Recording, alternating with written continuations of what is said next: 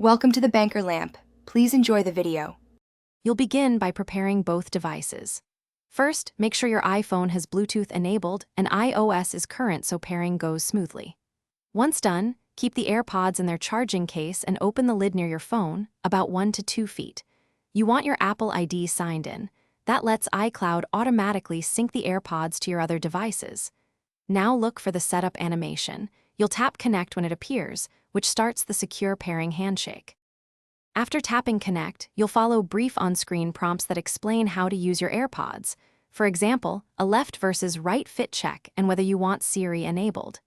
If the animation doesn't appear, open Settings, choose Bluetooth, then select your AirPods from the device list to pair manually. Make sure you read the prompts so you can set the double tap or press and hold actions. These control play, pause, and voice activation. Once paired, your personalized settings save to iCloud. You're almost done. Verify the connection by playing audio and checking that sound routes to the AirPods. Then use Control Center to toggle outputs, enable spatial audio if supported, and test automatic switching between iPhone and other devices. If something goes wrong, first make sure Bluetooth is active and the case has charge.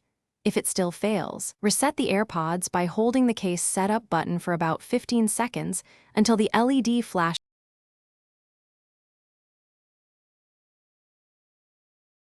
Thanks for watching. If this was helpful, leave a like and consider subscribing. See you next time.